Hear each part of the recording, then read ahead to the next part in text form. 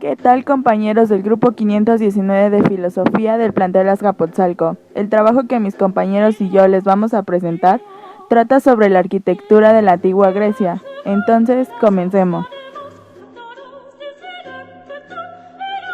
La arquitectura griega antigua se distingue por sus características altamente formalizadas, tanto de estructura y decoración.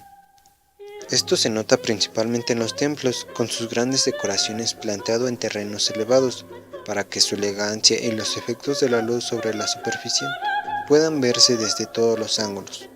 La arquitectura griega se divide en tres periodos.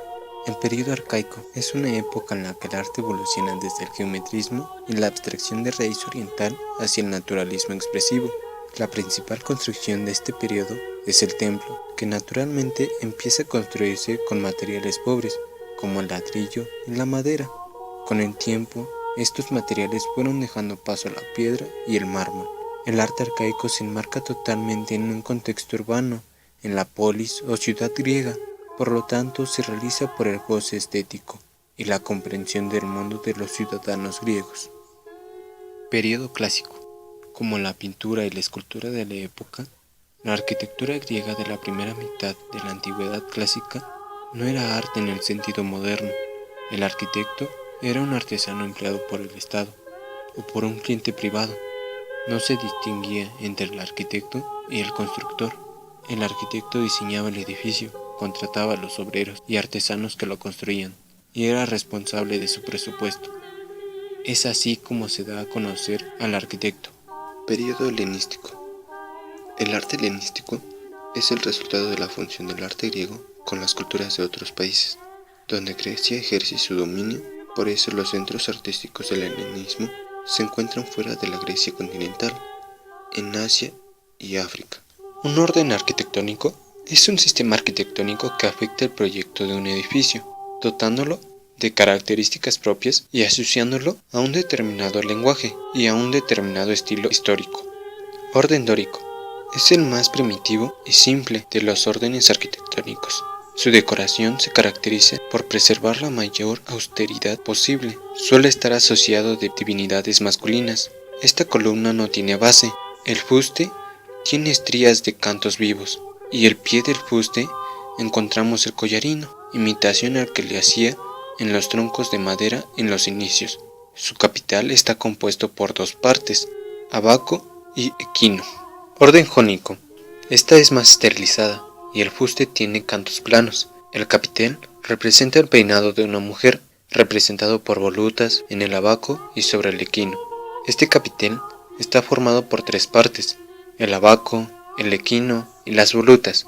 El arquitrabe, que se muestra usualmente descompuesto en tres bandas horizontales, superpuestas y escalonadas. El friso es una banda continua, adornada con una sucesión de metopas, carga directamente sobre el arquitrabe. La cornisa coronada por el alero forma un salidezo que generalmente cuenta con una moldura de tipo cimacio. Orden corintio. Es muy parecido al jónico, únicamente se diferencia en el capitel de la columna.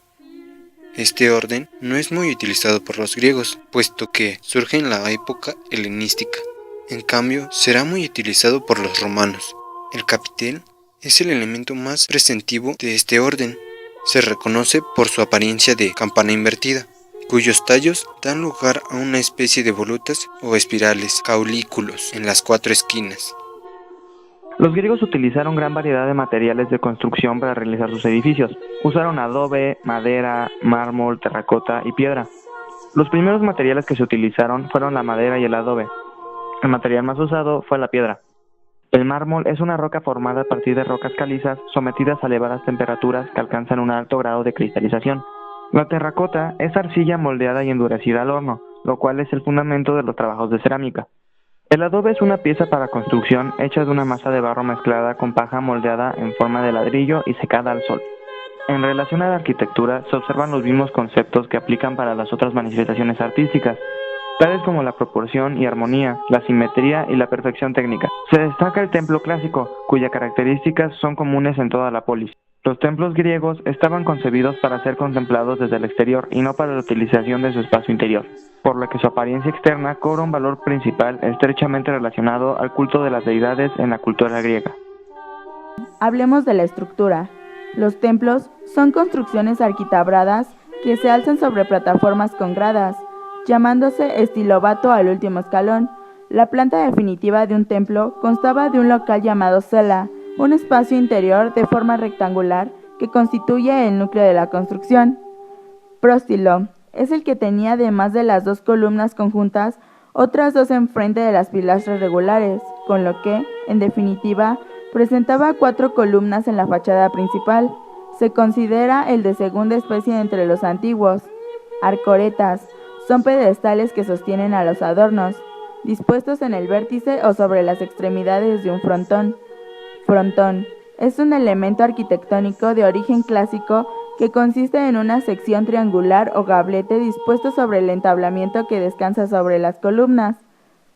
Triglifo es un elemento arquitectónico de forma cuadrada y situado en el extremo de una viga. Debe su denominación a las 3 acanaladuras que lo recorren en forma vertical. Naos es la sala más importante de los templos, así como el de las iglesias de primer cristianismo, bizantinas y ortodoxas.